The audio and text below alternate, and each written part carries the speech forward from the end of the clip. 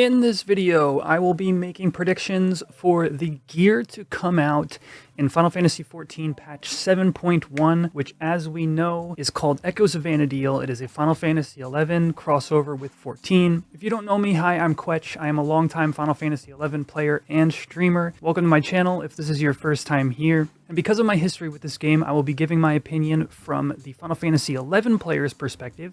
But for just a little bit of extra context, I am current on the recent Final Fantasy XIV story. I've played through all the expansions. I've done some light Savage raiding, so I'm really more of a casual player. I play for the story, and especially for this kind of crossover, I am super looking forward to the story. Of course, here we see the Shadow Lord in full force, which was basically the end boss of original Final Fantasy XI in Japan, but we'll talk more about that later. Let's get into some of the big reveals that have come in the past number of weeks. So first of all, we have what to me is really surprising and really awesome. It is Juno. Now, the raid series is titled Juno the First Walk, or part 1 is titled Echoes of Vana'diel, part 1, Juno the First Walk. And there is a ton of significance to Juno that might not be obvious to 14 players who don't have much experience with 11. Juno was the main city hub in this time period of Final Fantasy XI. Now, I say this time period because when you're talking about, the Shadow Lord, as opposed to like Iroha, which was a crossover that happened some number of years ago with 14, Juno has a very high significance to like the original 11 player base. Basically, when you start the game, you pick a starting city, similar to Gridania or Ul'dah. You pick either Bastok, Sindoria, or Windurst. You do your main storyline quests for those nations, and then eventually you arrive in Juno. So everybody who started the game was eventually funneled into Juno, and then eventually funneled into the Shadow Lord fight, where basically that mission and the mission right before it called Magicite, those things you would do with people of any nation. It wasn't just the people you started with, right? So all players were funneled here, and for a very long time, this is where everybody hung out. This is where you went to the auction house. It is where you gathered together before going to events, because it was easy to get to all areas of the world kind of from the central place of Juno. So this is extremely significant. I would love to see this as a central hub for this raid series going forward, but it's unclear whether we're going to be fighting through the streets of Juno or if this is going to be the hub for where the raid takes off from there. But super cool. I love this. I can't wait to see it in high res, and I can't wait to run around with everybody else in Juno in some capacity. The next big reveal that I'm going to show you is Prish. So on the left, you can see Prish in the splash art for the patch 7.1 alongside the other announcements for this patch that don't necessarily pertain to the 11 raid. And on the right, you see an in-game screenshot of Prish. Prish is a character that I cannot wait for Final Fantasy XIV lovers to get to know. Prish is immortal, Prish likes to punch things, and Prish will give anybody an attitude very sort of Alizé in some respects, but just in general, great character, and it's going to be super fun. The next big reveal that also has a lot of significance when talking about gear specifically is Fafnir. Fafnir was a world boss, and the only way you could fight that world boss is if your group got claim. The mob spawns, the first player to touch it grabs it for their group, and then you have a chance to kill it while everybody sits around watching or employs other nefarious tactics in order to try to take it from you.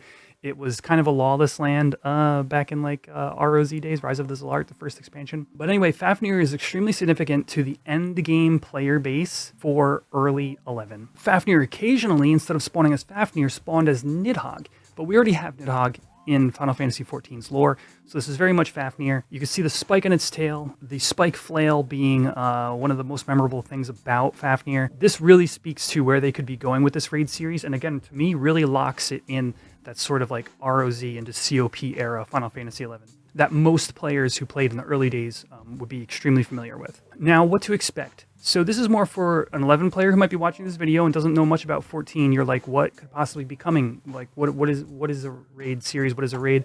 Well, there's going to be 24 people that go in. You fight through a series of battles and some storyline elements. There will be gear that drops from chests that will be themed around Final Fantasy XI, and that gear needs to cover all the jobs in the game. And to do that, they have different sets. Like, for example, fending gear goes on all the tanks. And so there's going to be a variety of gear that's going to drop from this, similar to the Final Fantasy Tactics raid series, where, well, really, Ivalice. So you've got like Balthier in the back, but in terms of tactics, you've got Agrius in the front, Ramza. And one interesting aspect of these is Sometimes they just use recolors as well. And when I give you my predictions, you'll see that I think that that could be possible with the 11 themed stuff. So you can see the Oracle from Final Fantasy Tactics here and here just gets recolored for different sets. So what has 14 done in the past, similar to the gear you see here, and what might they do now with the Final Fantasy 11 stuff? So let's first take a look at what 11 gear has existed in the game prior. There was a piece of content called Eureka, like a long time ago at this point, where you could get, the Osode, as you see here, the O-Hat, Scorpion Harness, there's also the Vermi Cloak. In terms of visual gear, all extremely iconic. And so for 14 players out there, you might be looking at this armor going, why is this iconic? What is it about this gear that matters? Something you need to know is that what you're looking at, the hat and the body in particular, were very much best in slot pieces for the time for nearly all DD jobs, otherwise, known as DPS jobs. Although in 11, you don't typically measure things in damage per second. The reason these pieces are so iconic was not necessarily their best in slot status. There was no glamour system. Eventually, we did get something called lock style, which is you just lock a set of gear on, mix and match set of gear even. And that is how you look when you run around to players. But this is what you would have equipped while being a melee, or in some cases like the hat, a ranged. So this is what you saw players running around in this time period, because it wasn't until much later that we got lock style. So that makes this gear very iconic and part of the reason that they chose it. Same thing with Kieran's Osode. Now, besides that, there actually was some early Realm Reborn era gear, and I have it pictured here. Got the Koenig set and the Ares set. You can see their Final Fantasy 11 versions and their 14 counterparts. The Koenig in particular is going to be important to later in the video. They did this gear early on, but it wasn't really for any kind of crossover. It was just them wanting to pull in models. Then, of course, we have the Iroha crossover slash gear set. Very character driven. Now, this was the last major crossover to happen with 11. ROV itself was not an expansion. Rhapsodies of Vana'diel, otherwise known as the Maiden's Rhapsody on 14.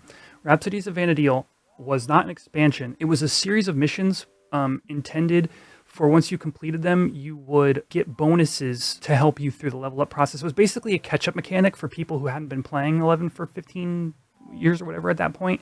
If you completed ROV, you would be given buffs to finish missions faster, EXP faster, and a variety of other things. So at the time, this was a crossover with 14. The storylines were releasing in parallel with each other, and it was more a thing to get people to try either game or want to experience the story across games. Not very expansion-like, again, and this is way after the era we're talking about with Shadow Lord, Fafnir, Prish. We're looking way back, all right? Will Echoes of Vana'diel be similar to this? Well, let's start by taking a look at kind of who the Shadow Lord was in this context. The Shadow Lord was the end boss of the 50 cap era. So original Japan release, you could only get to level 50. Level cap then eventually rose to 75 and stayed that way for many, many years of 11's life. And those starting city missions I mentioned earlier that fed into Juno eventually fed into the Shadow Lord, and then you defeated the Shadow Lord, and that was it for the original story. This particular up to 50 cap was not very great for iconic armor pieces. You could get access to the 3 listed here. They were bought from the different nations by earning points for those nations and then spending those points. But this isn't the game that most players remember who played original 11. For example, when the game released in the States, you already had Rise of the Zalart, the first expansion, so on PC and PS2 here, and then the game obviously could only grow from there worldwide. Rise of the Zalart era is more along the lines of what players would remember, but you do have a couple of gear sets here that could be candidates. So this is not enough, clearly. Where else could we go? Well, similar to the Iroha crossover, we could be looking at specific NPCs and their armor sets. This would be introducing basically main story characters from 11, and you'd be looking at sets similar to the Noctis or the Zidane set, where it's very much a carbon copy of a character being ported over for the crossover. However, I don't think this is the way to go. My thought is, if we're going to Juno, you'd want to look like the players that were around in Juno at the time. And so we get to the time of the game where really the most players were exposed to early Final Fantasy XI, and that's Rise of the Zalart. And this is where I started personally on PS2 release all those years ago. I'm going to make a handful of assumptions before showing you what gear I think is going to actually make it to the raid. They could pull anywhere from the game's history, but I don't think they will. So we've got the expansions that come later. You don't have to push his story. You've got like Treasures of Outer Gone. After that, Wings of the Goddess. After that, Seekers of Adelant, right? So you've got all the future expansions. And then up until Rhapsodies of Vana'diel, I think they're sticking near the Shadow Lord and maybe creeping into Chains of Promathia. But I really think this Rise of the Zalart is the sweet spot. And I'll explain why. We need full sets, and they should be at least vaguely iconic to 11. So here's my suggestion, and that is the crafted sets. Similar to 14 with each expansion. In that expansion, you could acquire materials and craft sets that were really good, or in some case, mix and match best in slot until like you got into like the raid level of activities where those, then you would get the even better gear. And here are the sets that I think are most likely to be in the first raid tier, assuming we stick to Juno and the Shadow Lord and don't basically take Prisha's presence and ride that into Chains of Promathia, because or past that, because then we're talking about entirely different sets of gear. But I think if we're talking about Juno, we're talking about the early release worldwide of FF11. I think this is what you get. You've got the Arhats, you've got the Ataman, you've got the Errants, you've got the Dusk. And you can see how you could get a full set of the range DPS, melee DPS, tank, caster. It's all here. And to some degree, you would see portions of this gear on all players. For example, the Dusk is a really interesting one because, you've got the headpiece, the body, the hands, the legs, and the feet, some of which were good for like rangers, range DPS, some of which were good for melee DPS. So you would never really see truly a person running around in full Dusk, but 14 likes to do full sets, and I think that you're looking at what I think are some of the obvious choices, Errant in particular. You've got the Dragon set here. This is actually a job-specific gear to Dragoon, but this style in various forms is seen throughout this era of 11. The one piece that I'm not, the one set that I'm super not sure on is the Akira, the one on the far right. So that to me is the quintessential Black Mage set. Well, this set actually released in Chains of Promathia. So, it's hard to kind of pin together with these other things, but it is incredibly iconic for Black Mage. So I think if Caster were to get something and they were to reach out at least a little bit, you'd be looking at potentially this set. Now, to me, this seems most likely. But like I said, if you kind of dip a little bit further, like if we're just talking Juno, Shadow Lord, and like some basic but iconic but prevalent sets, I think we've covered that. But there are two places within Rise of the Zalart that you could be pulling from for like the other sort of iconic gear from 11. Here you have, I'm showing the Shijin. Now we already have the Shijin storyline in 14, so I don't think you'd be obviously messing with these in particular, but they did drop certain pieces for the complete sets we're going to talk about in a second. And these four gods eventually filtered up to Kirin, which is where Kirin's Osod comes from. So there's like a little bit sort of precedence there. Because we saw Fafnir, I think if they're gonna be hitting this era, the Rise of the Zalart era specifically, we're looking at least these pieces here. Now, why? What is the significance? Okay, so I mentioned Fafnir was a world boss. There were two others, Behemoth / King Behemoth and Adamantoise / Aspidos Alone. Again, world bosses that were highly competed over. So when you're talking about like the top like 1% of players, this is the armor you would see them running around in some degree. Again, you were mix and match then, right? But what you see in front of you is a screenshot of what players might be equipping as like best in slot sets for the era with no lock style, no glamour. So these are the big ones. We don't know what they're going to do in the different tiers of the raid. So I would think if the first one is more like Juno-centric, introduction to Prish as a character, maybe setting up some kind of trajectory for the raid series to go from there, I would think you would touch on this gear later on. Maybe when you're fighting Fafnir, because Fafnir, for example, Nidhogg in particular dropped like this body. It dropped this body. And these pieces are what longtime Final Fantasy VII players look at and go, oh, that's the piece I always wanted. Or I spent, a year camping this one thing and finally got my body piece, right? So if the goal is to bring a lot of nostalgia to Final Fantasy XI players, I wouldn't be giving this gear away in the first raid tier. So I think the crafted is where it's at. Not pictured here is most of the Wormel set, which is like a red version of the Dragon set shown earlier.